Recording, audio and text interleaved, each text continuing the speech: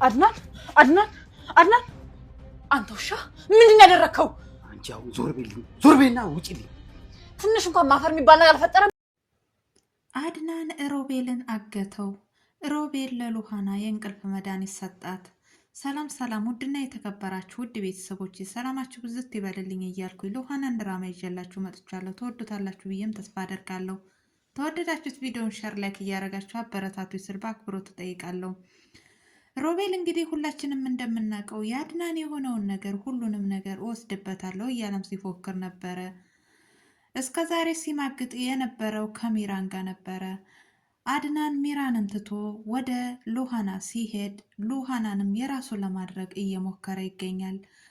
ሉሃናና አድናን እንደተፋቀሩ ሁላችንም እናውቃለን።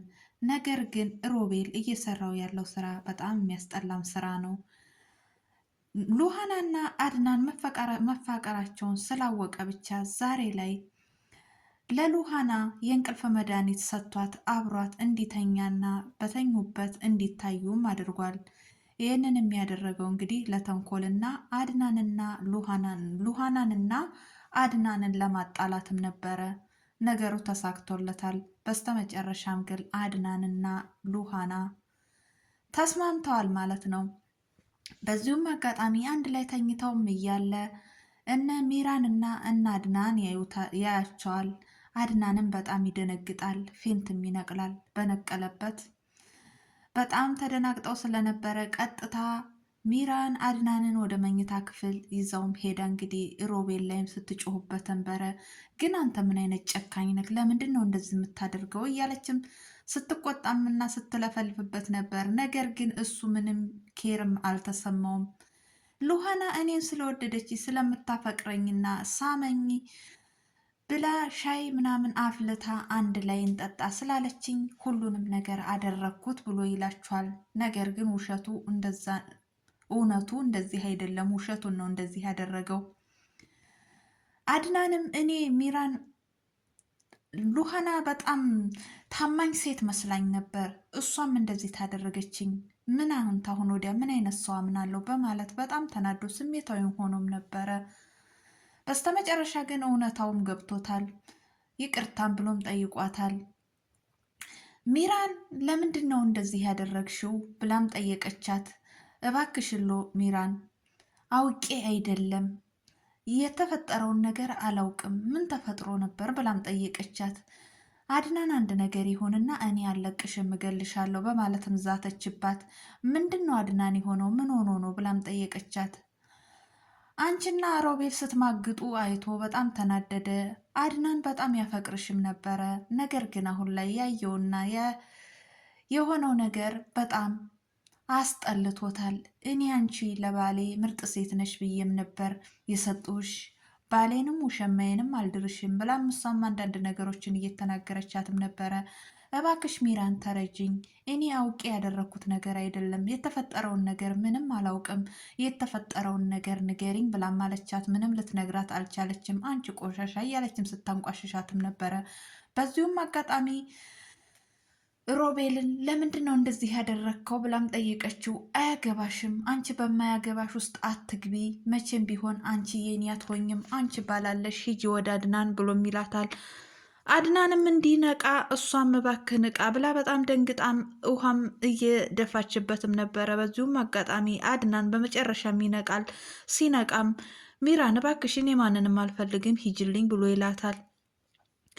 እባክህ አድናን እኔ ወድካለሁ፣ ይህ ነገር ለበጎ ሊሆን ይችላል። ይህ የተፈጠረው እኔ እናንተን የመጨረሻ አንድ እድል ሊሰጠንና አብረን እንድንኖር ፈልጎ ነው ብሎ ብላም ትለዋለች። ነገር ግን እሱ በፍጹም አይሆንም ውጪልኝ በማለት ከክፍሉ እንድትወጣም ያደርጋታል። ሉሃናም ወደ አድናን ጋም ሄዳም ነበረ። እባክህ አድናን ይቅርታ አድርግልኝ፣ አውቄ አይደለም የተፈጠረው ነገር፣ ምንም የማውቀው ነገር የለም ብላም አለችው። አድናንም የመጨረሻ ታሁን ወዲያ ምንም ነገር ከአንቺ ጋር መኖር አልፈልግም፣ እንዲያውም መጠርጠር ያለብኝ ሮቤል ከዚህ ቤት ተወጣ እወጣለሁ ያልሽ ቀን ነበረ በማለት እሱም አንዳንድ ነገሮችንም እየነገራትም ነበረ። እሷም በጣም ተከፍታ ክፍሏ ውስጥ ሄዳ በጣም አዝና ነበረ። ሮቤልም እየሄደ በር ይቀጠቅጣል። ክፈችልኝ፣ እወድሻለሁ፣ አፈቅርሻለሁ እያላትም ነበረ። እሷ ሁሌም እንደማታፈቅረው ትነግረዋለች። ሊገባውም አልቻለም። ሉሃና ሮቤልን ልትቀርበው የቻለችው እንግዲህ ሳራን ያለችበትን ቦታ ያውቃልና ያገናኘኛል የማለት የዋህነት ስሜት ተሰምቷትም ነበረ። ነገር ግን ሮቤል እያደረገ ያለው ነገር ጥሩ አይደለም። ይህም እሷን ስለሚወዳትና ስለሚያፈቅራት ያድናን የሆነውን ነገር ሁሉ መውሰድ ስለሚፈልግ እንጂ ሳራ ያለችበትን አያውቅም።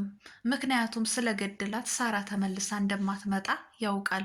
ይህንን ሁሉም በሙሉ ቢያስረዳት ሉሃናም ይሄን ነገር ብታቅ ተሮቤል ላይ ልቦ ይቆርጣል። እሷ አሁንም የምትወደውና የምታፈቅረው መስሎት ከጎኑ ስትል እውነትም ታፈቅረኛለች የሚል ስሜት ተሰምቶት በህይወቷ እየተጫወተባትም ይገኛል። በስተመጨረሻም አድናን ወደ ሉሃና ክፍል ሄዶ እባክሽ ሉሃና እኔ ነኝ ክፈችልኝ በማለት ይላታል። እሷን በደስታ በሩን ከፈተችለት። በጣም ይቅርታ፣ ታሁን ወዲያ እንኳን በአይኔ በሁሉ ነገር እኔ አምንሻለሁ፣ የሆነውን ነገር ሁሉንም ገብቶኛል፣ አንቺ አታስረጅኝ ይላታል። በቃ አድናን እኔ የተፈጠረውን ነገር ሁሉም አላቅም ብላ እሷም ለመነችው። እሱም ተረዳት። የሆነውን ነገር ሁሉ ሰምቻለሁ ብሎም ይላታል። እሱም የሰማው እንግዲህ ሚራንና ሮቤል አንድ ክፍል ውስጥ ሆኖም ሲጨቃጨቁም ነበረ። እሷም የሻውን ስኒ ስታሸተው የእንቅልፍ መድኃኒት እንደነካውም ነበረ። ቀጥታ ስኒውን ሄዳ ለካ ልጅቷን በማደዘዣ በእንቅልፍ መድኃኒት ሰታሃት ነው እንደዚህ ያደረካት። ሉሃና ይችን መልካም ልጅ ለምን እንደዚህ ያደረካት? እሷ መቼም ቢሆን አታፈቅርክም፣ ያንተም አትሆንም በማለት ሲጨቃጨቁም ነበር የሰማት። አድናን በር ላይም ቆሞ እያዳመጠም ነበረ። በዚሁም አጋጣሚ ቀጥታ ወደ ሉሃና ጋር ሄዶ ይቅርታ የጠየቃት ሉሃናን ይሄንንም ሰምቶም ነበረ። በመጨረሻም እኔ ለሮቤል ምን ማድረግ እንዳለብኝ እኔ ያውቃለሁ ብሎ እሱም ውሳኔውን ወስኗል። እኔ ባለፈውም ሮቤል ተወጣ እወጣለሁ ብዬ ያልኩክ ሳራ ያለችበትን ስለሚያውቅ ሳራን አመጣልሻለሁ ስላለኝ ነው። ሳራ ያለችበትን እሱ አያውቅም። ነገር ግን እኔ በምን አይነት መንገድ እንደምጠይቀው እጠይቀዋለሁ ብሎም ይላታል። ግን አደራክን አንተ ከሮቤል ጋር መነጋገር የለብክም፣ ከሱ ጋር ተተነጋገርክ ይከፋካል በማለትም ትለዋለች። ምንም ችግር የለውም፣ ምን አይነት ስራ እንደምሰራ በምን አይነት መንገድ እንደምጠይቀው ራሴ አውቀዋለሁ ብሎም ይላታል። እሷም እሺ በቃ በማለት አድናን ወደ እሷ ስለተመለሰ በጣም ትደሰታለች። አሁን ደህና ነህ አይደል እያለች ሰላምታውንም ደህንነቱንም እየጠየቀችውም ነበረ። በስተመጨረሻም እንግዲህ አድናን ቀጥታ ወደ ሮቤል ነበር የሄደው። ሄጄ አሁን መጠየቅ ያለብኝን ጥያቄ እጠይቀዋለሁ በማለት ቀጥታ ወደ ሮቤል ሄዶም ነበረ። ሮቤል አሁንም ሲልከሰከስ ይደርስበታል። በስተመጨረሻም እሱም በመድኃኒት አፉን አፍኖም ነበረ በጨለማ ይዞት የሚወጣው። እሱም ወድቆም ነበረ። ንቃ እባክህ እያለ ውሃም ሲደፋበትም ነበረ። በዚሁም አጋጣሚ ሮቤል እባክህ ወንድሜ እባክህ እያለም ይለምነዋል። የኔና ያንተ ወንድምነት አሁን ወዲያ ይበቃል፣ አድናን ታልከኝ ይበቃል፣ አድናን በለኝ ይለዋል። እሱም ሉሃናን ስለፈቀደለት በጣም ደስተኛም ሆኖም ነበረ። ነገር ግን አድናን ሉሃናን የፈቀደለት ያየውና የተመለከተው ነገር እውነታ እሷ የሰራችው መስሎትም ነው።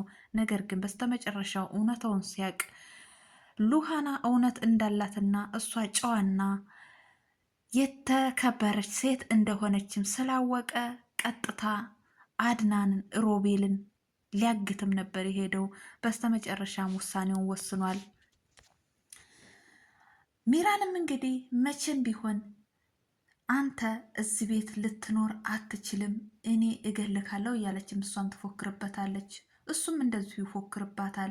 ለማንኛውም ሆድሽ ውስጥ ያለው ልጅ የእኔ እንደሆነ ንገሪው እያሉ አንዳንድ ሲጨቃጨቁም ነበረ። በዚሁም አጋጣሚ ጭቅጭቃቸውን የሰማው አድናን በስተመጨረሻ ሮቤልን አግቶ